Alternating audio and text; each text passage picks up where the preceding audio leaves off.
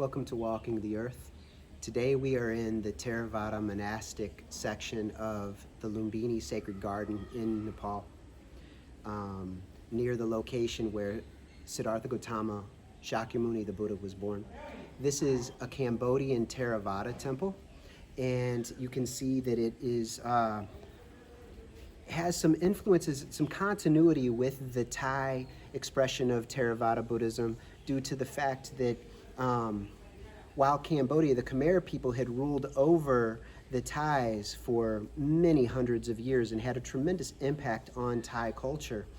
They eventually lost power, and then the Thais ruled over Cambodia and Laos, part of what is now Malaysia, part of what is now Myanmar. There was a lot of back and forth, and then the British and the French stripped Thailand of its territories over time.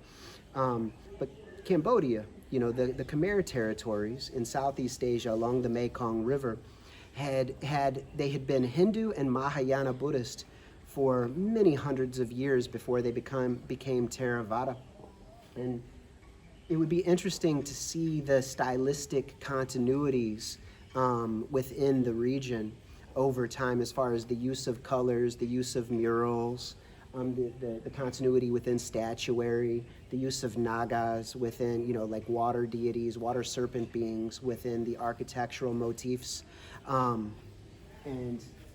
inside we've got a number of elements that show a continuity within Southeast Asian Theravada Buddhism, which it would like someone who was a bit more expert might speak on that, but I find it very interesting. And then the lighting in the halo behind the Buddha reminds me of things that I saw in Myanmar, in Burma. You'll often see something similar to that, almost a psychedelic effect. But this is a lovely temple, and there are some very beautiful temples, Theravada temples in Phnom Penh, in that area. Now, of course, if you go and look at the gates to this, now, if looking over at one of the gateways, you will see a reference to Angkor Wat in Siem Reap in Cambodia, which is a very amazing place to visit. And I visited there twice when I was living and traveling around Asia, and I really liked that area, and traveled to some more ancient places where the temples were built in maybe the 500-600s that I can't remember the name right off the top right now, but the Angkor Wat area is quite stunning, especially the Angkor Thom Mahayana temple grounds. There's a really amazing healing temple, and then stepped pyramids throughout there that remind me a lot of things in Mexico that I haven't had a chance to go and visit personally. There are a lot of connections between the Khmer and the ancient Maya and Aztecs, I think. But so I'm just walking through here a bit, and you can see the beautiful paintings inside. If you travel around Thailand, the various temples, the paintings are really in-depth and beautiful, telling the story of the Buddha from many different angles, and stories of Buddhism in Thailand and in Southeast Asia.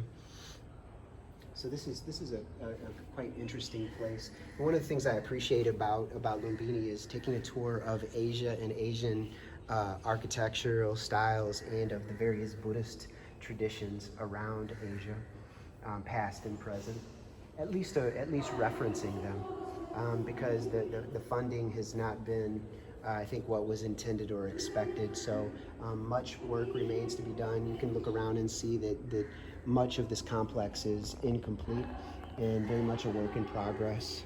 And I don't know how much is being utilized at this point, but it's a very interesting place.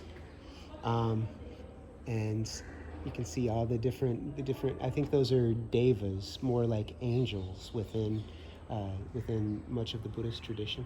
But perhaps you know more. It looks like they're closing up right now. So we're going to try to go and see a couple more things before we head out. So we've got guardians at the gates.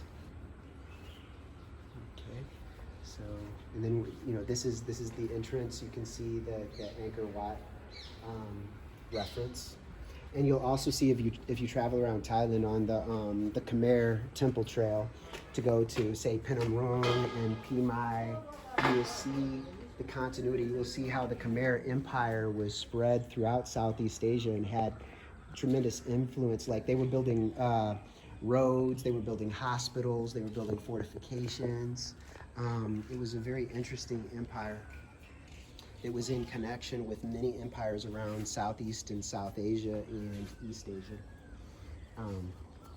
Very important. Then you got a lotus pond down here at the bottom. It's a very beautiful, and makes me a bit nostalgic for, you know, and makes me miss Southeast Asia, which had a big impact on me that time. Very thankful for it. So, peace to the Cambodian people.